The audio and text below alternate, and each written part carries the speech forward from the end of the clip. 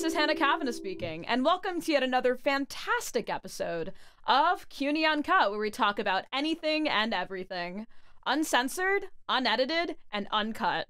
Today, we have a wonderful guest who's currently a junior at Brooklyn College studying public accounting, finance, and business management.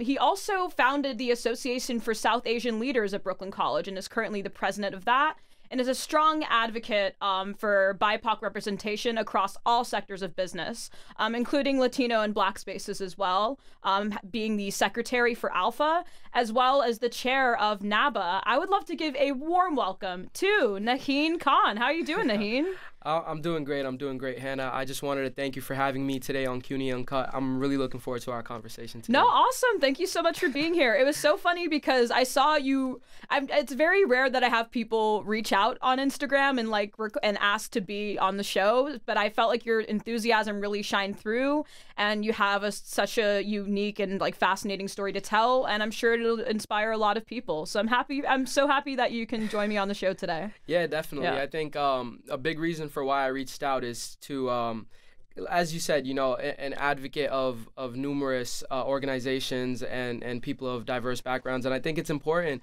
to talk about what we're going to dive into today, first generation and navigating around the struggles. And so I really wanted to reach out to you because I know this is an up-and-coming platform, and it would be a great space for us to navigate this conversation. Absolutely, for sure. And you took the words right out of my mouth. So for the listeners that are tuning in, as Naheen said, we're going to be talking about just the general first-gen experience in America and how that kind of bleeds into career experience and just kind of navigating, career and educational spaces, because a lot of times people aren't necessarily given the tools to navigate Western parameters of success. So that's what we're going to be talking about today. So Naheen, the first question that I have for you is, so I know that the common experience, and I kind of touched upon this a little bit before, growing up as a first-generation American, is that a lot of times you're not given the tools to navigate Western parameters of success, mainly because you're going to have a completely different experience compared to what your parents have went through and that sort of thing. So I was wondering if that rings true to you at all, and if so, what it was like navigating that growing up.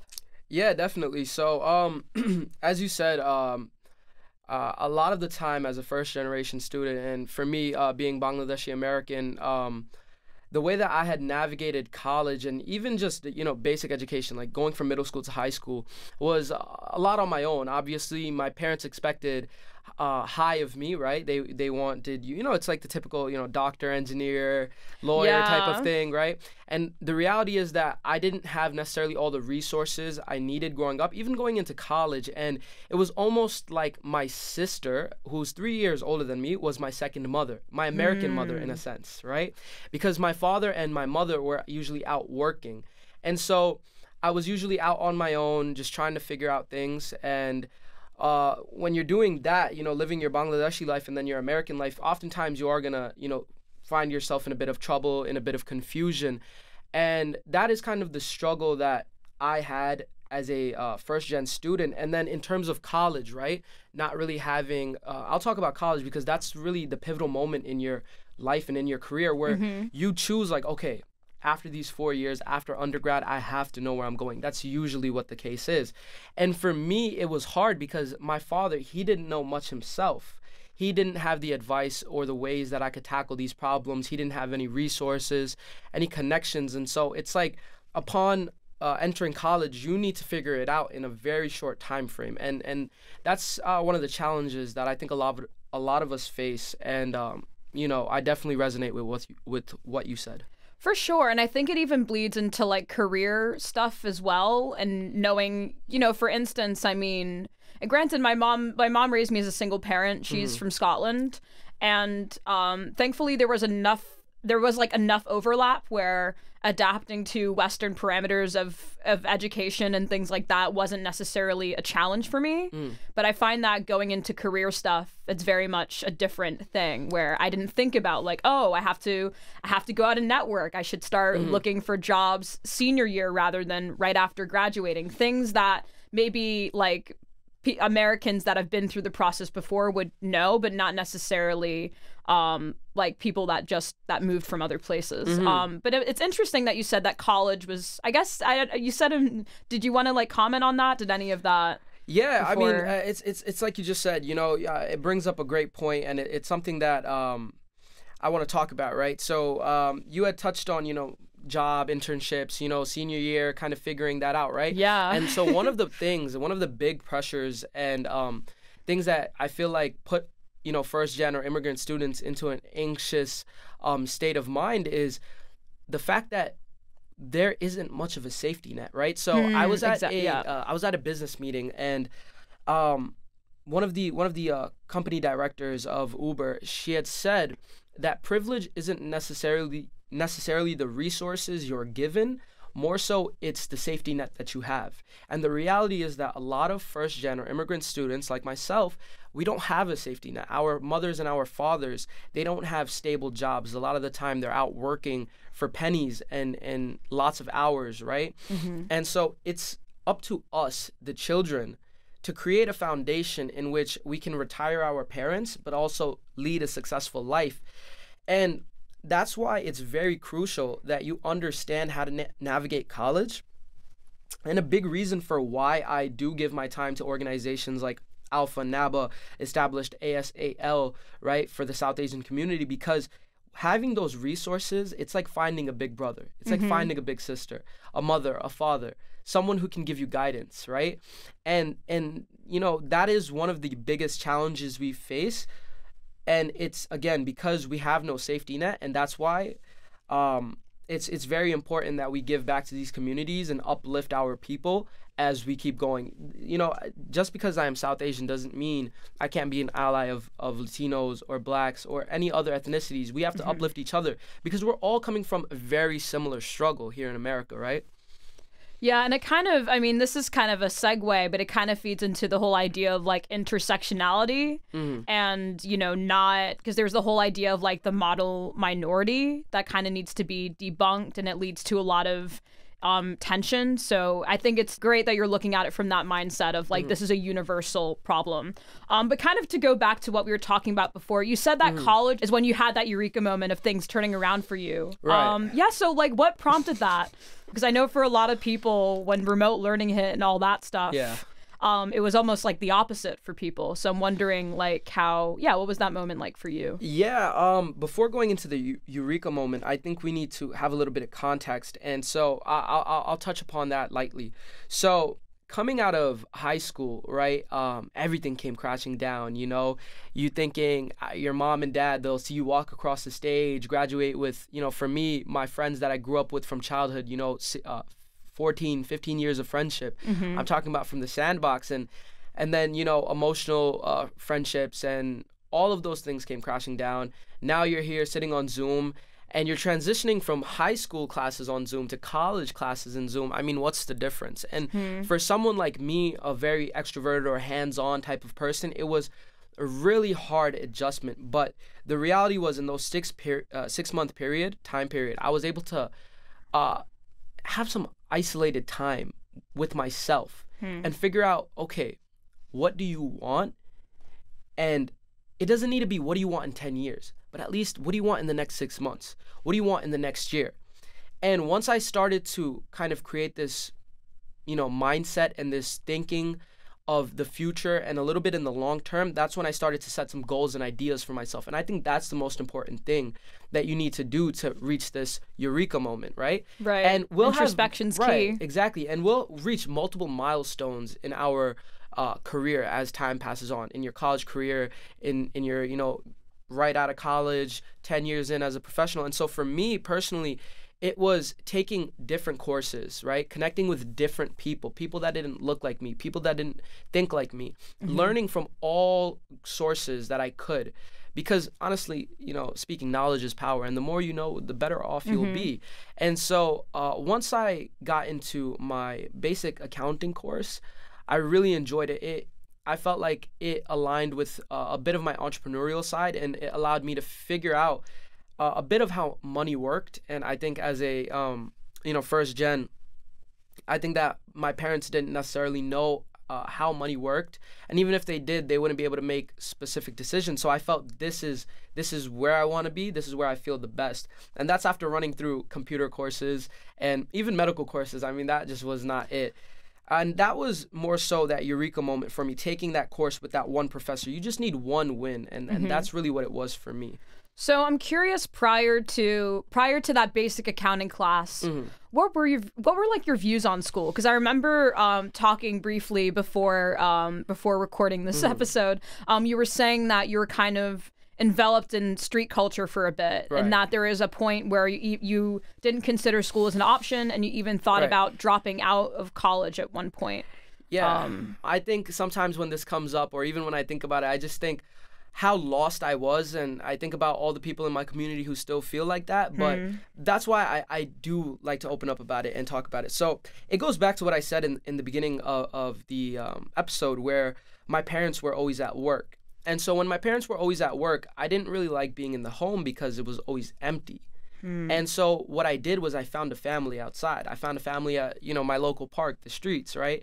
And I'm still friends with a lot of my friends that I had hung out with. That was my second family, right? And so I had created this second family. We went to a really small school growing up. It was pre-K to 8th grade. So that's why the friends that lived in my neighborhood hung out in the same park as me. We grew up together. So I had found this second family, but alongside this second family, I saw a lot of things that you don't necessarily want to involve kids in at a young age, because kids, they don't always, their thinking process isn't how it is when we're older, right? And it's kind of like, monkey see, monkey do. And that's how it was for me, honestly, the easy way to put it. And so growing up, I made some bad decisions, I'd say, in high school. I was always aware of what was going on, so I always kept like a little balance, and I'm grateful for that awareness, which allowed me to keep a balance of like, okay, good and bad, right? But the reality is that I thought, okay, a lot of the people around me, they don't go to college. It's pointless, and I was always feeding into what they were saying. But the reality is they weren't even giving the resources to see why college is good for them, why having an education creates a foundation to create a safety net. Remember, we said privilege is not the resources given, but it's having that safety net. And so these brothers, they didn't have that safety net, and I listened to them. And I thought, yeah, you're right. And so I had this mindset that for some reason, I was going to be an entrepreneur and make it at a very young age. And it's not necessarily that you can't, but it's just the fact that I had no safety net. And so for a long time, I despised school. I thought it was just training me to be like in the rat race, in the 9 to 5. But then I realized everything in life is what you make of it. And so after that accounting course, I realized that I determine my career, and I determine the resources. I determine what I do with the resources given to me. So Alpha, NABA, and ASAL are all business, professional, corporate kind of organizations that help connect people of a specific background to jobs and resume coaches, career coaches, mentors, to help them find the success that they need. And I was able to achieve all that I've done as a secretary, as a president, or even as a student in accounting, literally because of using the resources given to me once I got into school. And it's like a professor once told me. It was my freshman year business law course. My professor told me, listen, Naheen, what you put into your education is what you will get out of it. And simply put, that's how it is in real life as well. Whatever you put into something is what you will get out of it. And so for me, once I realized, okay, well, hey, I'm not going to drop out, because I've told myself this so many times, I haven't done it. I said, stop being detrimental to yourself, right? You need to stop telling yourself things and then not doing it, right? Because it just puts you in this mindset, like, this is bad for me, but then you continue doing what's bad for you.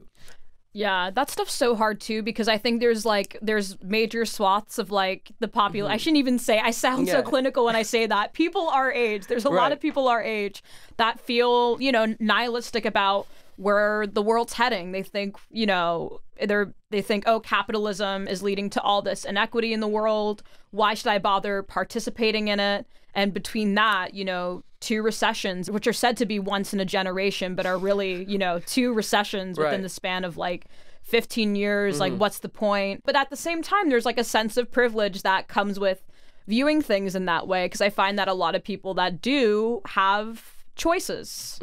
But a lot of times, I think we forget most people do not necessarily have those choices. There's a lot of moving parts to this. Yeah. How do you reckon with all those things as you're approaching your career? That sense of like impending nihilism about the capitalist framework that we live in, the idea of career and the idea that it defines who we are, and also at the same time, like the fact that, you know, there's a lot of people that do not have the luxury to like really view their lives like that.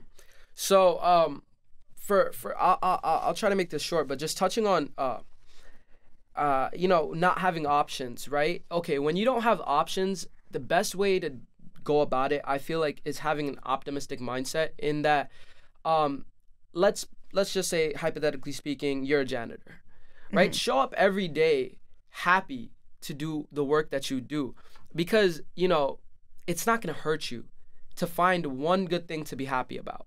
Right? And I feel like that goes for whatever you do. Whatever you do in life, just be happy with it. Be optimistic. Be happy that you got an opportunity to do what was given to you, right? I think it goes a long way having an optimistic mindset, right? And finding positivity more than negativity, because we could all feed into negativity, right?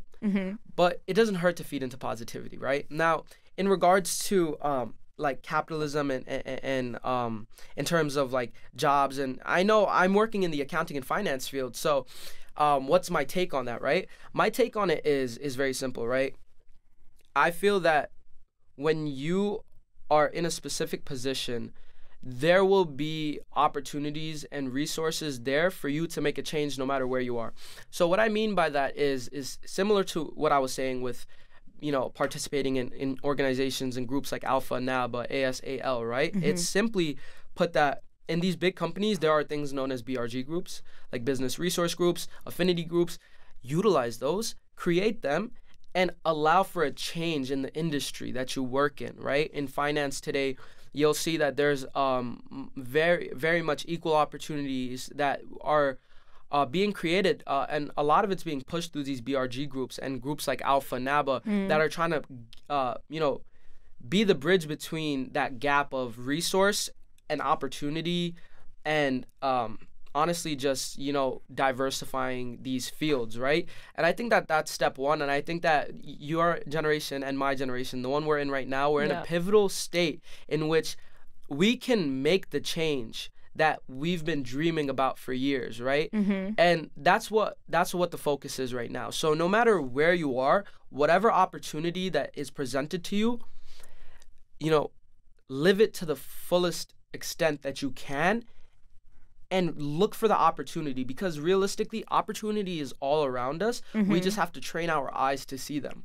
And that's how I approach everything I do, you know, in college and also work. And I can't wait to, you know, implement these ideas into the work that I do, and then provide opportunities for kids of specific underrepresented backgrounds. And then hopefully they'll pay their dues just as I hope to do, and I'm doing right now in my college career.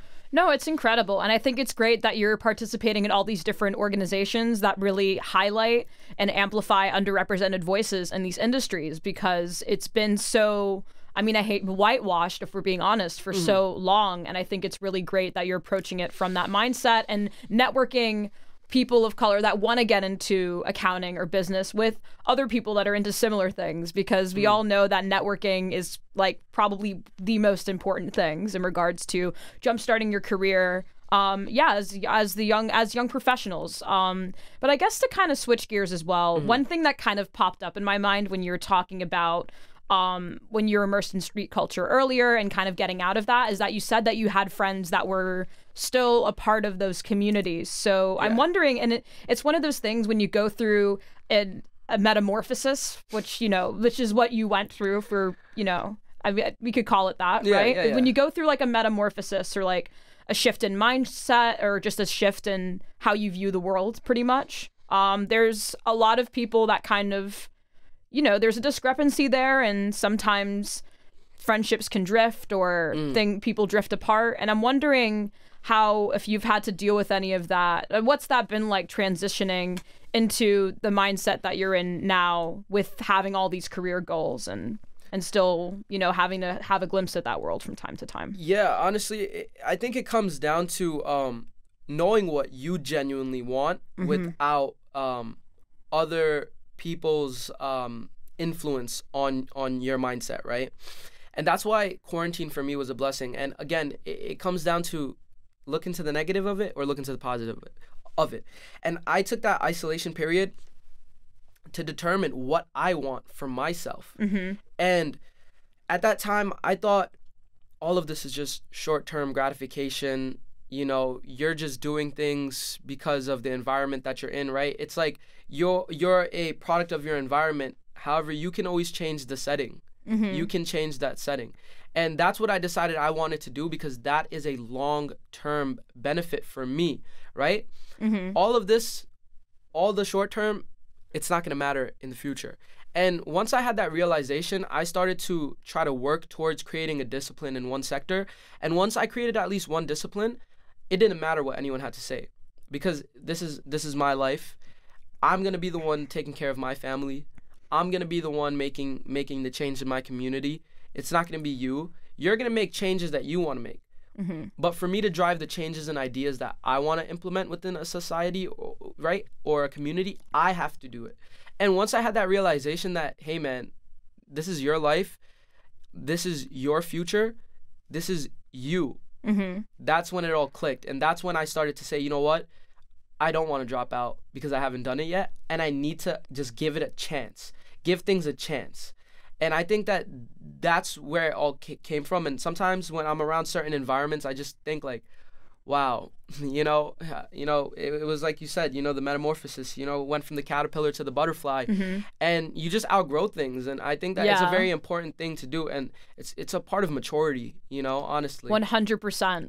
For sure. And I guess like I kind of wanted to talk about like what you're doing now, but kind of before we get into that, another thing that I've been thinking about a lot is how people tie their sense of self worth-wise to the work that they do. And I'm wondering how, and it's tough, right? Because ideally, like you want to set goals for yourself that put you in a state of stability.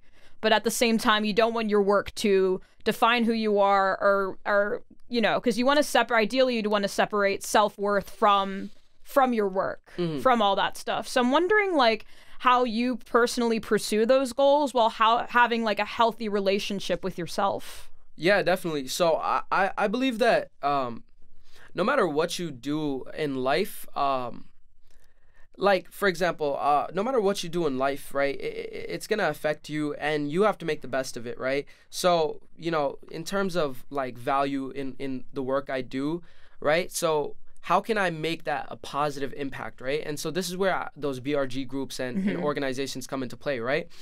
Okay, so I do accounting work, right? I'm working with, you know, financial statements, tax, audit, et cetera, right? Or even, like, just, like, stock analysis, right, in terms of finance or whatnot, right? So how can I make this work meaningful now?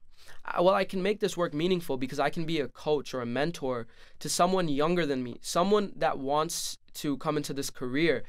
And that's where these BRG groups come into play, because now through these organizations, I can enable leadership skills to help bridge the gap between communities, right? You can advocate for specific organizations you'd like to donate to and use the companies that you're working for to support the things that you want to do, right? And that's how I use my work to fulfill my life values and give me a sense of a pride in what I do, that my company allows me, this company allows me to give back to the college community, give back to the school. For example, NABA, Alpha, right? These organizations, they have employees in financial firms and companies, right? And those people help us, students that are underrepresented, that are CUNY, come into these offices who would have only considered Ivy Leagues or university students, right? And because these people are working in these companies, they're using that company benefit and that organization benefit to help us. So they find a fulfillment through their corporate work in meeting those factors in terms of like leadership, enablement of younger people, being a mentor to us. So that's how I approach my work. And in terms of other work, like let's say you don't have, let's say, enablement, right? Again, it depends on what you do. When you show up to work every day, just looking at someone and smiling, right? Making their day better. I think like little things like that will help you find fulfillment in work. Yeah, I was thinking about that because, with recent college graduates, the job certs hit you like a truck. Yeah. And you're sending out resumes to dozens upon dozens of applicants. You're not hearing anything back, and you feel like you're kind of sending your resume into the ether. And I think in that moment, it's hard to, I think that's the moment where a lot of people realize how much their sense of self-worth and self-esteem is tied to the prospect of work. And I think it's kind of important to address and kind of break down, because work is incredibly important. There's definitely no denying that. But I think finding meaning outside of the idea of work is also part of it too. Right. So I'm wondering how you navigate that while still being on top of your goals. Like, how do you view your sense of self-worth, outside of work stuff? Yeah, so I think in terms of self-worth, it's like the relationship you have with your family or friends, right? You want to connect with people. You want to live a meaningful life, because at the end of the day, the work isn't coming with you when you're 6 feet under, Yeah. The work isn't, the degrees aren't, nothing is, the money isn't, right? So, create good relationships, enjoy your time off, utilize it with friends, family. And if you're more of like, you like to stick to yourself, right? Find hobbies that are meaningful, art, poetry, journaling, going on road trips, do what you like and enjoy it, right?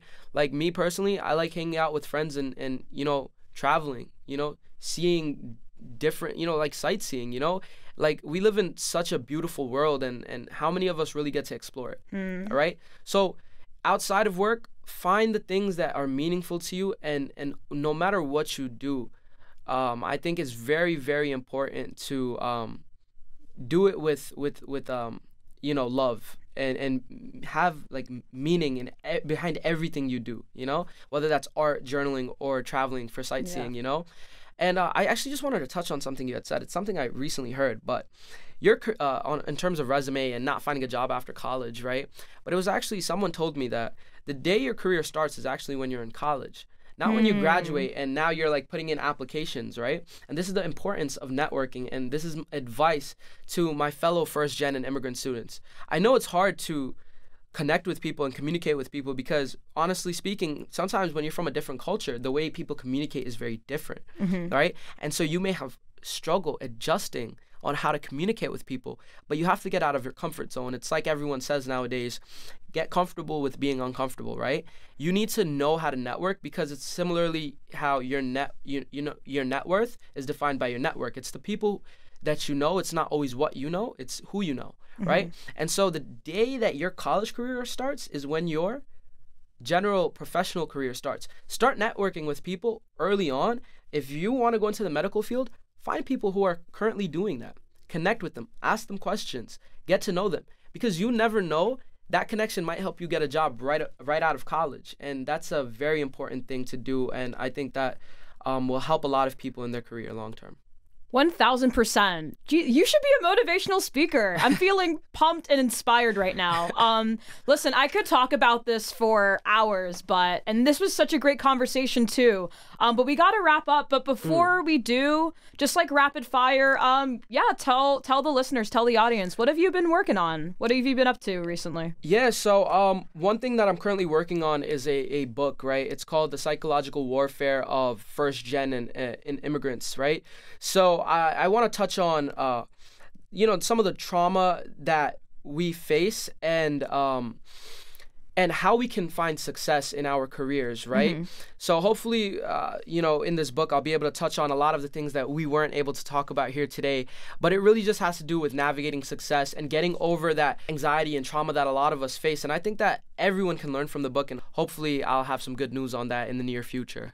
Heck yeah, and I'm sure we will. Naheen, I just want to say thank you so much for appearing on CUNY Uncut. This was a phenomenal conversation, and I can't wait to put this out. Awesome. So yeah, this is CUNY Uncut, where we talk about anything and everything, uncensored, unedited, and uncut. Thank you for tuning in. Bye, everybody.